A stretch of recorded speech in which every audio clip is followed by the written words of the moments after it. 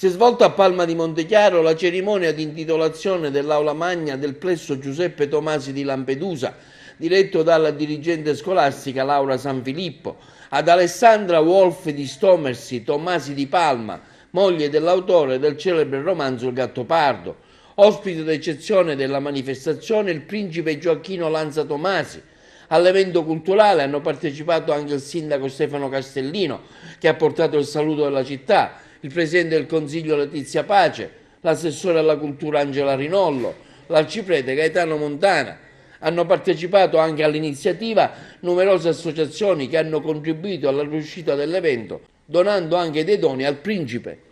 Ma è una cosa, prima di tutto abbiamo molte notizie biografiche in più sulle persone, eccetera, e poi io spero, io non posso fare nulla perché a 84 anni si fanno pochissime cose, ma io spero che Palma possa conservare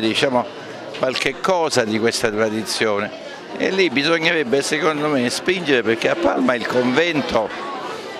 ha un blocco di un centinaio di opere d'arte che non sono dei capolavori, però è una cultura unitaria, è stata fatta tutta dal 750 attorno a quell'epoca là,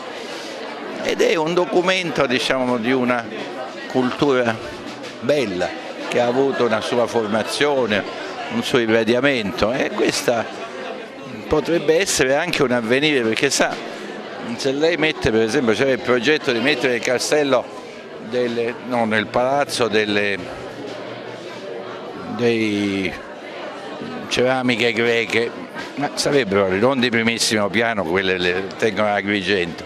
poi ce n'è assai. Invece questa cosa qui è molto appariscente. I pagliotti sono fra è la collezione più bella della Sicilia. Grazie alla collaborazione del mio team docenti infaticabile e alla coralità, la presenza corale di tutte le associazioni di Palma che mi sostengono, le associazioni culturali, e grazie anche al sindaco che ha avuto la sensibilità culturale di credere in questo progetto, stiamo lavorando affinché Palma si leghi sempre più al nome di Giuseppe Tomasi di Lampedusa e oggi della sua signora Alessandra Wolf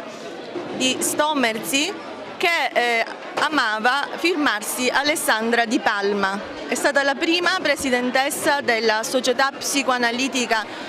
Italiana e noi offriamo questa intitolazione alle ragazze di Palma come esempio di donna emancipata. Palma ha la necessità di riscoprire se stessa, Palma ha la necessità di guardare al passato, al nobile passato, per proiettarsi in un futuro diverso. E per rialzare la testa, nonostante le mille difficoltà, bisogna essere fortemente consapevoli di qual è la nostra storia, di quale eccellenza è stata capace Palma. Penso alla famiglia Tomasi, ma potrei parlare del primo arciprete Lodierna, nonché il Cangiamila. Quindi guardiamo a quel passato, facciamoci forza con quelle nostre nobili radici per guardare a un futuro radioso, anche se oggi appare lontano, ma secondo me è un sogno possibile, un sogno realizzabile. È importante perché non dobbiamo mai smarrire la nostra identità,